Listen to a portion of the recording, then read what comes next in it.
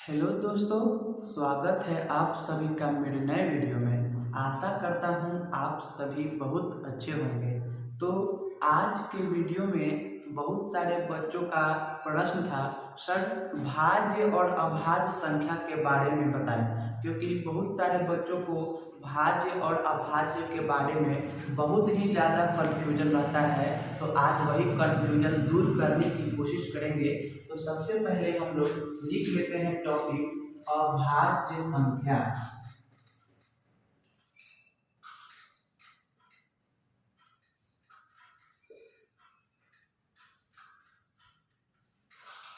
Topic को हम लोगों ने लिख लिया है अभाज्य संख्या।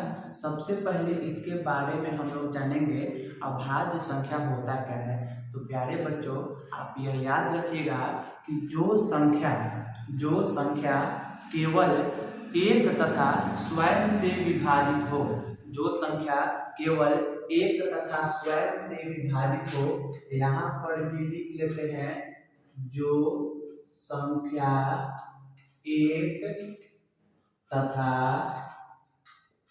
स्वयं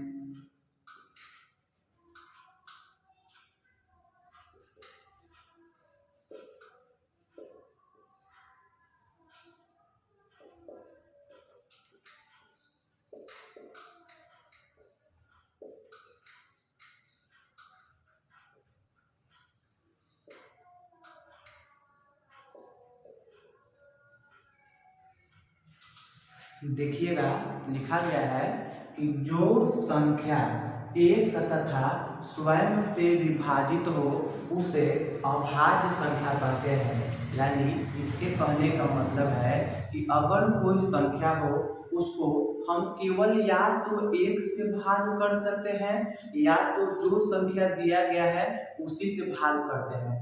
वैसे संख्या को हम लोग अभाज्य संख्या के रूप में जानते हैं। ठीक है, तो और इसमें समझिएगा, कहा जा रहा है कि विभाजित। तो विभाजित का मतलब होता है पूरा पूरा भाग लग जाना।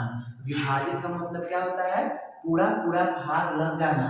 और स्वयं स्वयं का मतलब क्या हुआ कि जो संख्या दिया हुआ है, जैसे यहाँ पर दिया है 2, तो 2 को या तो हम एक से भाग लगा सकते हैं या स्वयं 2 से ही भाग लगा सकते हैं। ठीक है, तो या तो हम एक से भाग दिए तो भी कट गया और 2 से भाग दिए तो भी कट गया।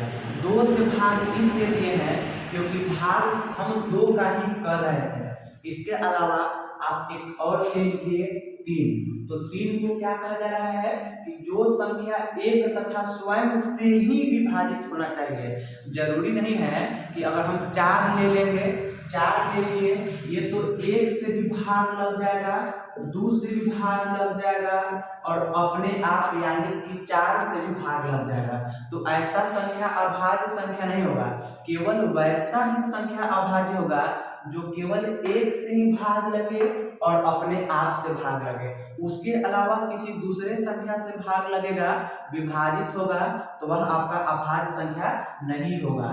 तो जैसे देख लेते हैं, 1 में 3 से भाग करेंगे तो पूर्ण रूप से कट गया। और एक और देख लेते हैं 3 में 3 से। 3 में 3 से क्यों कर रहे हैं? क्योंकि एक तो एक से भाग कर रहा है और एक जो संख्या दिया गया है उसी से। तो 3 दिया गया है तो 3 से ही भाग करेंगे। 3 एकम 3। क्या आप जानते हैं कि इसके अलावा किसी और संख्या से हम 3 को भाग लगा सकते हैं? तो नहीं लगा सकते हैं। इस तरह से अब आता है 4। ठीक है, तो 4 को तो एक से भाग लगा देंगे तो लग जाएगा, 1 चौका 4 कट गया। अब उसके बाद 4 से भी लगा देंगे, 4 एकम 4। तो एक और स्वयं से तो लग गया, लेकिन 4 हम जानते हैं इसको 2 से भी भाग कर सकते हैं। हम जानते हैं इसको 2 से भी भाग कर सकते हैं, इसलिए 4 हमारा अभाज्य संख्या नहीं होगा। ठीक है, तो हमारा अभाज्य संख्या क्या हो जाएगा? प्यारे बच्चों ध्यान से देखिएगा, सबसे पहले तो क्या हो जाएगा? हमारा 2 हो जाएगा। 2 के बाद क्या होगा? 3 होगा। अब आप बताइए, जब 4 नहीं होगा तो 4 के आगे आता है 5। 5 को हम लोग 1 से भाग लगा सकते हैं, बिल्कुल लगा सकते हैं। स्वयं यानी 5 को 5 से भाग लगा सकते हैं, लेकिन उसके अलावा और कोई संख्या नहीं है जिससे हम लोग 5 को विभाजित कर दे। तो अगला अभाज्य संख्या क्या हो जाएगा? 5 हो जाएगा। उसके बाद 6 जो संख्या है उसको 1 से भी भाग लगा सकते हैं, 2 से भी भाग कर सकते हैं, 3 से भी भाग कर सकते हैं, 6 से भी भाग कर सकते हैं। यानी 1 और स्वयं के अलावा अन्य और दूसरी संख्या से भी भाग लग रहा है, इसलिए 6 भी अभाज्य संख्या नहीं होगा। अब उसके आगे आता है 7। तो 7 को केवल हम 1 से ही भाग लगा सकते हैं और 7 से लगा सकते हैं। इसके अलावा और ऐसा कोई संख्या नहीं है जिससे हम लोग 7 को विभाजित कर दे, इसलिए हमारा अगला अभाज्य संख्या क्या हो जाएगा? 7। तो इस प्रकार से आप एक कमेंट करके बताइएगा 37। आप कमेंट करके बताइएगा 37 एक अभाज्य संख्या है या नहीं। 37 एक अभाज्य संख्या है या नहीं। ठीक है, आपको क्या कमेंट करना है? 37 एक अभाज्य संख्या है या नहीं। ठीक है, आप समझे हैं तो जरूर कमेंट करेंगे 37 एक अभाज्य संख्या है या नहीं। ठीक है, अब इसके आगे हम लोग जानेंगे भाज्य संख्या क्या है। ठीक है, जानेंगे भाज्य संख्या क्या है। तो सबसे पहले बोर्ड को साफ कर लिया जाए।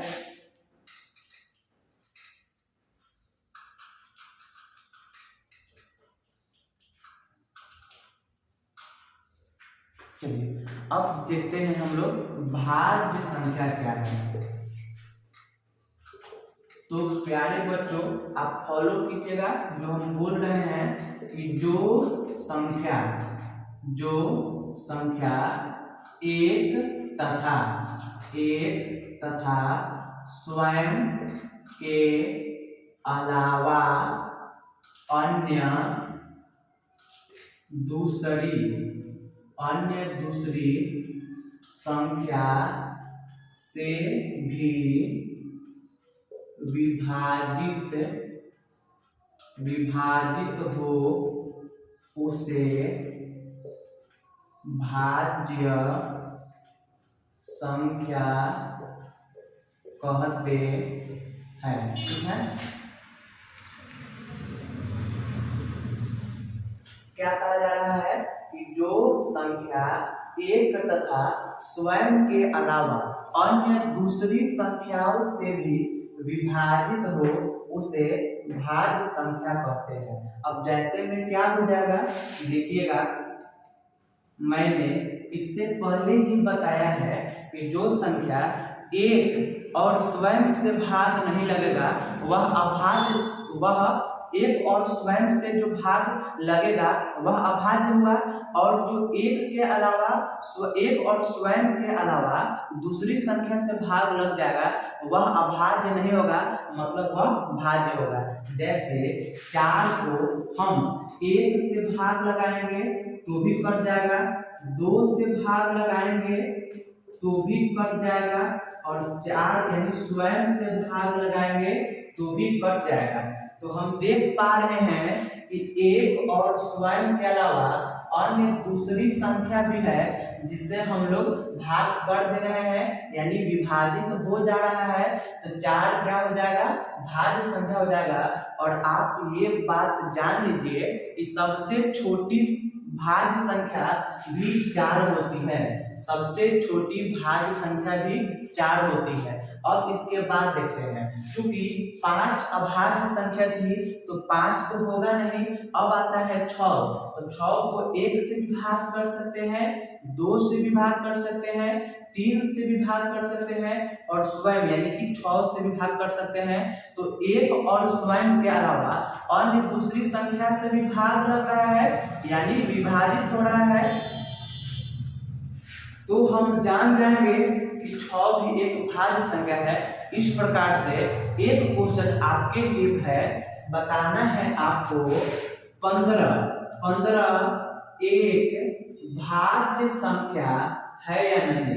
15 एक भाज्य संख्या है या नहीं, यह क्वेश्चन आपको कमेंट में बताना है कि 15 एक भाज्य संख्या है या नहीं, तब मैं समझूंगा कि यह वीडियो आपको खूब अच्छे से समझ में आ चुका है। ठीक है, एक बार और रिपीट कर लेते हैं कि भाज्य क्या होता है, अभाज्य क्या होता है। तो जान लीजिएगा कि जो संख्या एक तथा स्वयं से विभाजित हो उसे अभाज्य संख्या कहते हैं, और जो संख्या एक तथा स्वयं के अलावा अन्य दूसरी संख्याओं से भी भाग लगे उसे भाज्य संख्या कहते हैं। ठीक है, याद रखिएगा इस चीज को आप हमेशा। और एक चीज याद रखिएगा कि एक न तो भाज्य संख्या है और न ही अभाज्य संख्या है, एक न तो भाज्य संख्या है और न ही अभाज्य संख्या है। इस बात को हमेशा याद रखेंगे आप लोग। ठीक है, और कमेंट जरूर कीजिएगा कि 15 एक भाज्य संख्या है या नहीं। ठीक है।